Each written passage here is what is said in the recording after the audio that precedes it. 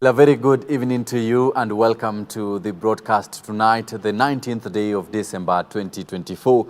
I do hope you've been well from wherever you are watching the bulletin with me, Sammy Adika. Now, starting us off tonight with what has just transpired this evening is that President William Ruto has appointed Kipchumba Murkomen as the Cabinet Secretary for Interior and National Coordination in a sweeping cabinet reshuffle aimed at optimizing performance under the bottom-up economic transformation agenda better.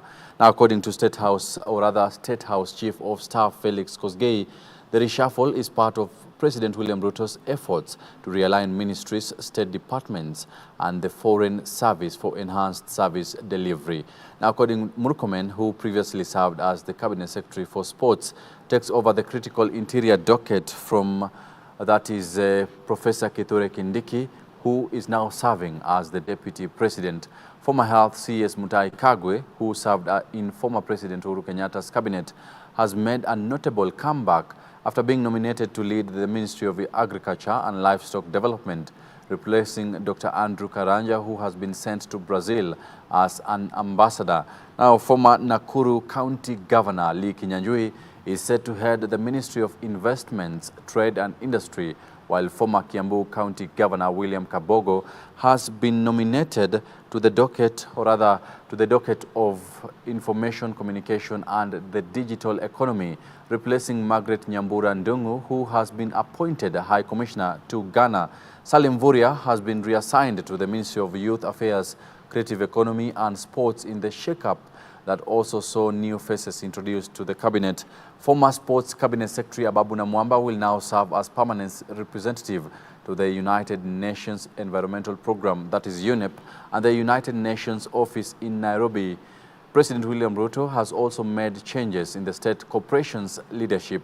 Now, Kosgei has confirmed that all appointments have been transmitted to the National Assembly for approval in line with the legal requirements.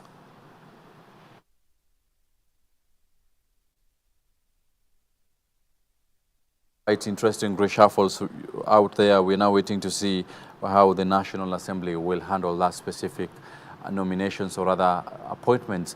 Now, away from that, on matters politics, Wiper Party leader Kalonzo Musyoka has castigated President William Ruto's administration over delays in reconstituting the Independent Electoral and Boundaries Commission, IEBC. Speaking in Embu County in the company of Jubilee Party Secretary General Jeremiah Kioni and DAPK's Eugene Wamalwa, Kalonzo called on the youth to actively participate in the 2027 general elections and ensure Kenya gets a new government, terming Ruto's regime as a scam. Now, the team has strongly castigated the government for failing to fulfill its promises to Kenyans, with Kalonzo vowing to face Ruto in the 2027 general elections in his quest to face off the government he terms as a lying government. Leo tumetoka upande wa Runyenjes kumpa pole katibu mkuu wa chama cha Ngema ambaye anaitwa Namo, amempoteza mke wake. Kwa hivyo tukaona vizuri, na mnajua Ngema imeshikamana kabisa. Sasa hata Wakamba wameingizwa ndani ya Ngema. Si ndio mzuri? Yaani mtu wa Ngema akitoka hapa anaenda Sekuru kujenga duka, anaenda Machakos, anaenda Embu, kila mahali Kenya hii. Kwa hivyo wengi hapo wanasumbua sisi. Ingia tu hapo.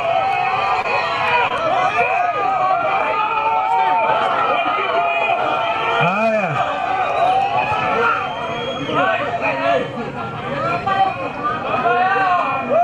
Unajua kule kwa soko baba yao anasema wakina mama wamejaa.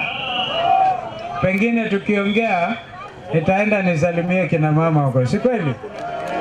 Leo nataka kukanyaga mchanga wa Kiritiri. Kwa hivyo ni furaha tele kufika hapa Kiritiri na kuona vile nyinyi mmechangamka. Nyinyi kama Wakenya mnasema mmechoka na siasa uongo. Wangapi? Road safety in a bid to reduce cases of road accidents during the festive season. The government has okayed the deployment of speed cameras countrywide to monitor and check against speed limit violators. Interior and National Administration Cabinet Secretary, that is acting, Musalia Mudavadi, directed a multi-agency team of officers to be vigilant on all main highways and other key roads to monitor and enforce compliance with traffic rules. The CS also noted that there will also be strict enforcement of vehicles' roadworthiness regulations, including ensuring that all PSVs have valid road service licenses. The month of December normally records the highest number of fatalities. I therefore urge Kenyans in this festive season, especially public service vehicles, drivers, driving on long-distance trips, to be careful and drive safely. To ensure the safety of our people during the festive season, I give the following directives to our security enforcement officers. 1, increased police presence and patrols along major highways, both day and night, to monitor and enforce compliance with traffic laws. The enhanced patrols will serve to discourage reckless driving and speed violations, and to prevent unlicensed and overloaded PSVs from operating. 2, strict enforcement of vehicle roadworthiness regulations, including ensuring that all PSVs have valid road service licenses, either for long distance or commuter routes. This will help ensure that only safe vehicles are on the road. 3, heightened action against illegal and unlicensed PSVs to prevent them from operating as passenger transport vehicles. Such vehicles should not be allowed to carry passengers as they do not meet the required standards for passenger safety as stipulated in the NTCA operations regulations of 2014. We need them to enforce speed limits across all major highways and prevent road crashes relating to speeding. Personal responsibility by law enforcement officers, base commanders and officers serving within their stations should do their utmost to preserve safety and ensure no incidents occur within their jurisdiction. Now, in matters peace, the government has reaffirmed its commitment to boost security and promote peace across the country. Speaking while officiating the launch on terrorist financing sectoral risk assessment report for non-profit organizations, a critical milestone in enhancing the fight against terrorism, Prime Cabinet Secretary Musalia Mudavadi highlighted on the need to leverage on technology to counter terrorism while promoting peaceful coexistence in Kenya. The report sheds light on vulnerabilities within the non-profit sector, offering actionable insights to fortify systems against exploitations by terror groups.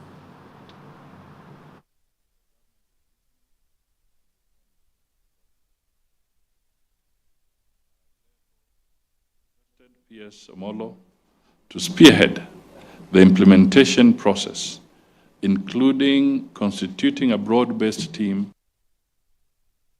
No one is left behind in this great initiative.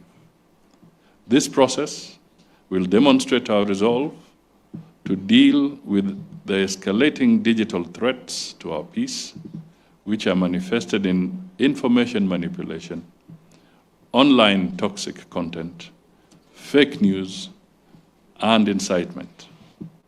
This should be prioritized in the implementation process. It's a call to the rest of the country that we have a responsibility to jealously guard against our peaceful coexistence, against elements or things that will take away that peaceful coexistence. When this review was happening, of course, it was happening against the backdrop of what had happened in Shakahola. So that ordinarily you think about things that will make a society not peaceful, and religion hardly comes into the picture. But this happened right within our borders. We lost more than 400 Kenyans. We continue to lose Kenyans on account of several conflicts. Well, now in matters healthcare, with cancer continuing to pose a great threat to the society, the Needy Cancer Health Initiative Nchi founder Nana Kilemi has issued a clarion call to every member of the society who has never been sick of cancer to prioritize medical checkups by taking early screening. Speaking during a Christmas food caravan for cancer patients and cancer survivors in collaboration with the Ruai Family Hospital, Kilemi, who is also a cancer survivor, urged all cancer patients to keep fighting, saying that cancer is first defeated in the mind. Here's our reporter James Baraka with more details. In a move to restore hope to cancer survivors and give back to the community, Ginger. Nani anajua? The Needy Cancer Health Initiative Nchi, in collaboration with the Ruai Family Hospital RFH, have organized a Christmas food caravan and fun day for cancer patients at the RFH Specialist Center, urging all cancer patients to keep fighting, alluding to the fact that cancer is not a death sentence. You must fight. You must fight on, because if you win it in your mind, you will win it physically. Speaking during the fun day, the Needy Cancer Health Initiative founder Nana Kilemi cautioned non-victims of thinking all is well, while at the same time urging them to prioritize medical checkups. Please guys, go for early screening. Tafadhali, go for early screening. Once a year, make medical checkup your cup of tea. Make it a necessity. Go for early screening. Eat well. Take care of yourself. Avoid the things which are feeding these cells. Let us take care of ourselves. Let us listen to what the doctors are saying. Let us come to hospital and seek help. While expressing the enthusiasm and readiness to support cancer patients, RFH Healthcare Chief Executive Officer Nicholas Kawero called on all who have cancer patients to reach out for help to fasten their journey to recovery. We really want to wish everyone who's going through this kind of a condition all the mercies of God, because we are here for them, and it is for us to ensure that their journey is made as easy as possible through the service that we give. We are here for you, ladies and gentlemen. Please consider us if you have someone who's going through and requires cancer assistance. And I want to call for more initiatives. Evans Machera, a cancer survivor since 2020, applauded Nchi and RFH for what he termed as the thoughtful initiative, highlighting that such initiative serves as an encouragement to cancer victims, remarks that were echoed by a breast cancer survivor, Jennifer Chelimo. I'm a cancer survivor since the year 2020, when I was diagnosed with follicular lymphoma, lymph nodes, when I was weighing 40 kilograms. It is an encouragement to see or hear what other people have undergone, what are the achievements so far, away from the doctors. This is either a caregiver or as a patient. Of course, on top of that, doctors are there who also need to hear stories of their works. It's not enough to inject you and then you get treated and even disappear. Doctors don't know where you have gone, whether you even survived. So when they see us, they feel encouraged even to work for more. I'm a breast cancer survivor. Nimefanya matibabu yote, nimefanya chemotherapy, radiotherapy, mastectomy, and now I'm on remission. Siku hii venye nipo hapa, I'm a product of Nchi initiative. Mimi ni beneficiary wao. Kazi Nchi inafanya ni kazi nzuri, sababu mimi ni beneficiary, wameweza kunilipia NHIF wakati nilianza matibabu, sikuwa na ile uwezo, but Nchi iliweza kunilipia nikaweza kupata yale matibabu. Nchi bado iliweza kunisaidia na food kwa nyumba wakati nilikuwa sina chakula. Nchi waliweza kunitembelea wakaniletea chakula, na nitasema Nchi inafanya kazi nzuri. Na kwa sasa tumefurahia venye tuko siku ya leo hapa, tuko na Krismasi, tunaenda nyumbani tukiwa tumefurahia. As Nchi and RFH Healthcare restores hope to cancer survivors, the clarion call for every person to embrace regular medical checkups and early cancer screenings continues to fill the air, alluding to the fact that prevention is better than cure. Chakula kidogo. Instead of you having one large meal. James Baraka for Hope TV Newswatch, Nairobi.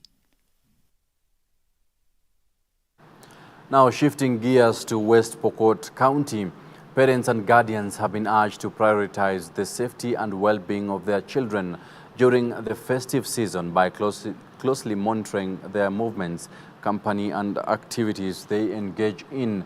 Sigor Member of Parliament Peter Lokachapong has emphasized on the importance of protecting children against negative influences, particularly raising concerns on the vulnerability of girls during the holiday season. The remarks, or rather his remarks, comes at a time when West Pokot County has recorded increased cases of teen pregnancies, youth in crime and drug abuse. Wakati huu ni wakati wa likizo ya mwezi wa 12, likizo ya Krismasi. Najua kuna sherehe nyingi na watoto wetu sasa wamefunga shule, wengine ndio hao wanaendelea kufunga colleges na watakuja wakuwe na wazazi wao, watakuwa na free time kubwa. So ile kitu nahimiza wazazi ni kwamba wajue kwamba at any given time watoto wao wako wapi na wanafanya nini. Wazazi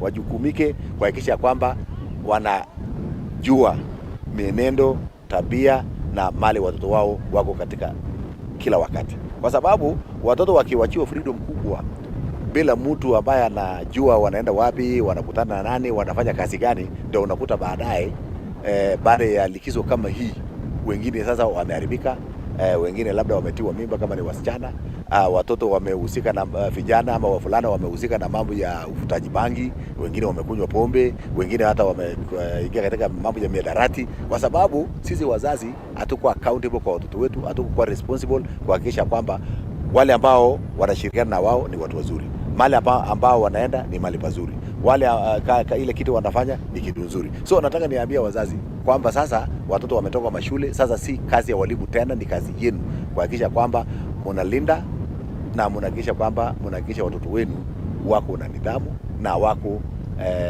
katika watch yenu kila wakati. Now, a year after St. Thomas Aquinas Chesikaki in Bungoma County, that is Mount Elgon, hit the headlines following claims of 54 girls getting pregnant, the government, through the National Council for Population Development, has started the process of ensuring that the school gets rid of those scars.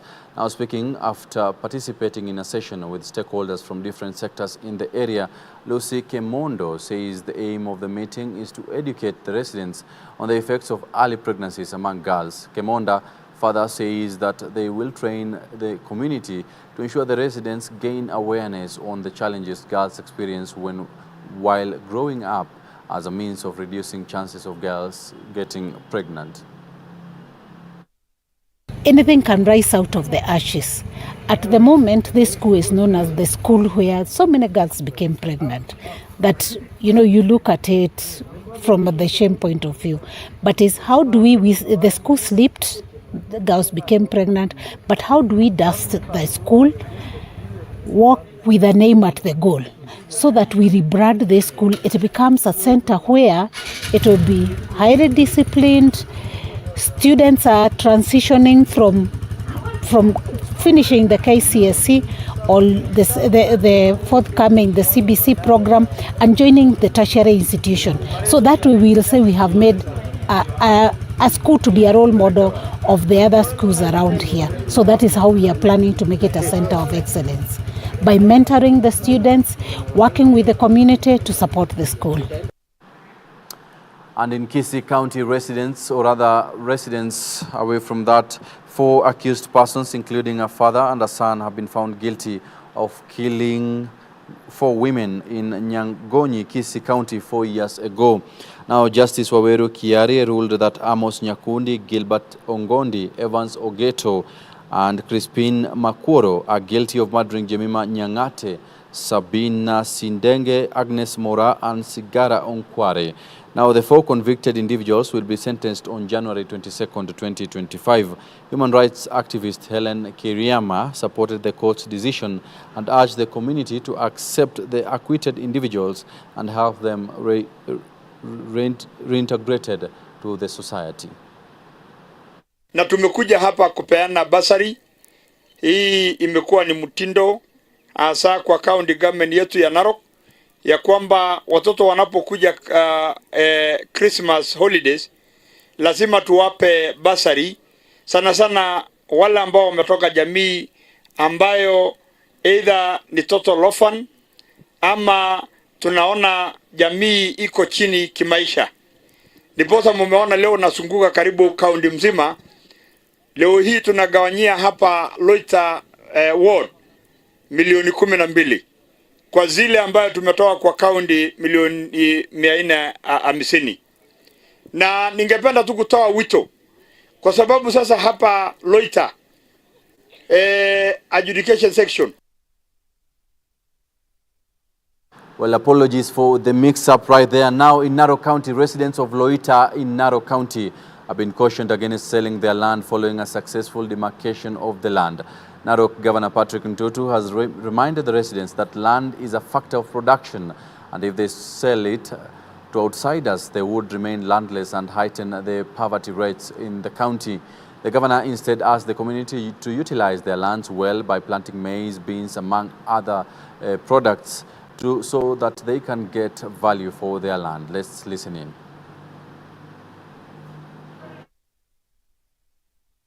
Na tumekuja hapa kupeana basari. Hii imekuwa ni mtindo hasa kwa county government yetu ya Narok, ya kwamba watoto wanapokuja Christmas holidays lazima tuwape basari, sana sana wale ambao wametoka jamii ambayo either ni total orphan ama tunaona jamii iko chini kimaisha. Ndiposa mumeona leo nasunguka karibu kaunti mzima. Leo hii tunagawanyia hapa Loita ward milioni 12 kwa zile ambayo tumetoa kwa kaunti milioni 450. Na ningependa tu kutoa wito kwa sababu sasa hapa Loita adjudication section na pia hizi sections zingine zote za Loita ward tumesikia ya kwamba ardhi tayari wamekatiwa ama kila mtu amepata piece yake ya shamba. Tunatoa tu wito kwa sababu tuko na wakora wengi ambayo saizi waliposikia huko Loita wamekata, kila familia wamepewa shamba yake, wameanza kukuja kutafuta watu ya kununua shamba. Mimi naomba nyinyi kama kiongozi wenyu, hakuna ardhi ambayo inauzwa. Katika desturi yetu ya Kiafrika ama Kimasai, vitu mbili tu ndio huwezi peana. Huwezi peana kijana ambaye amezaliwa kwako, ambaye ni mwanaume na pia mwanamke. Huwezi peana ardhi yako. Sasa ule mtu ambaye anakuambia use ardhi, ujue huyo ni adui ya maendeleo, ni adui ya jamii yako.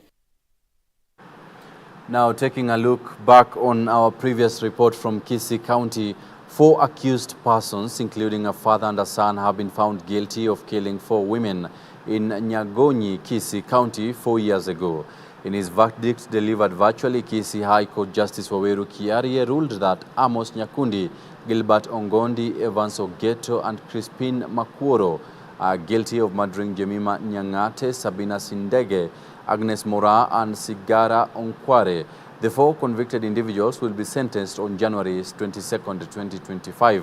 Now, human rights activist Helen Kiriyama supported the court's decision and urged the community to accept the acquitted individuals and help them reintegrated into the society. Hii ushahidi tulikuja kutoa hapa, aswa mimi nilitoa juu ya vile waliua mama yangu. Na ilikuwa wakati wa mchana, sio usiku. Walimtania kuwa yeye ni mchawi, na wachawi waoni vile wanaonekana, vile walivyo. Sasa kitu hii, huyu chaji mkuu hapa Kisii vile ameamua yeye mwenyewe, tutafuatilia hiyo, tutafuata hiyo. Tena tunashukuru kwa vile amefanya hivyo, kwa kuwa yeye ndiye muamuzi wa hiyo kesi. Tunashukuru sana, chachi amefanya kazi nzuri, wamepatikana na makosa 4 na wengine hawakuwa na makosa. Tutakubaliana na uamuzi wa jaji kwa sababu yeye amesomea sheria. Kitu ambao ninaomba, kuna wenzetu ambao wataenda kuachiliwa waende nyumbani. Ninaomba pale nyumbani watakapofika nyumbani tuwaone kama watoto wetu ambao sio wale wauaji, kwa sababu sisi kama watetezi haki tunatetea haki ya kila mmoja. Well, that right there marks the end of our bulletin tonight. Many thanks for tuning in once again. My name is Sammy Adika. Do have a wonderful night. Goodbye.